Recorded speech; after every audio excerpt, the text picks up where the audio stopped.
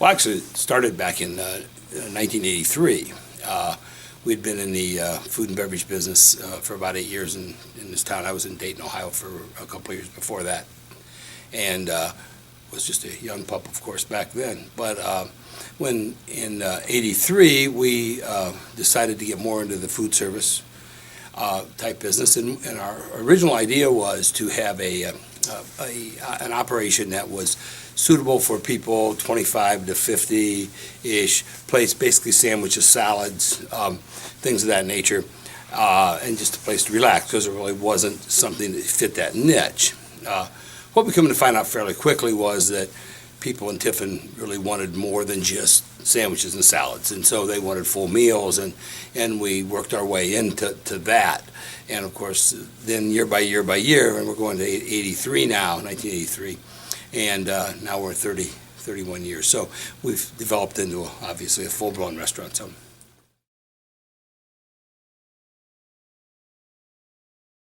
we've always kept it as a corporate secret, and we'll remain to do that for at least as long as I'm there.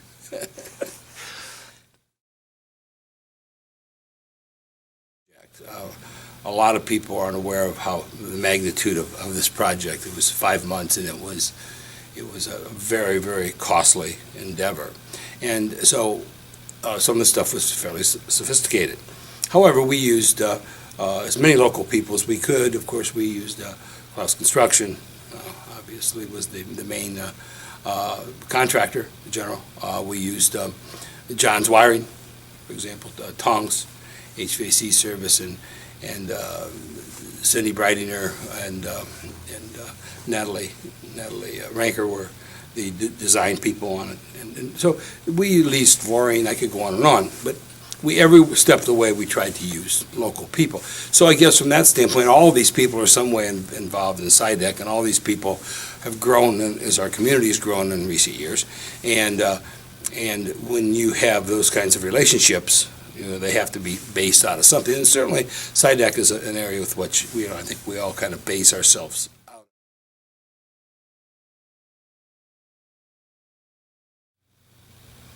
Well, I think as a businessman, we go through life, and we strive to do the best we can at our own personal endeavors in business. So I guess whenever you receive an award that represents years of your hard work, it certainly makes you feel pretty good, especially when that award is decided upon by basically peers.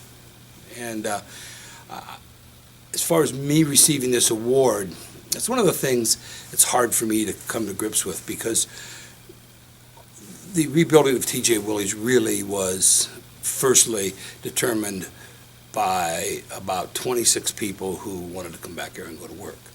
People who had depended on us to pay their rent, depended on us to pay their phone bills, and feed their children and things of that nature. So our employees decided more than myself as to whether we were going to rebuild T.J. Willie's.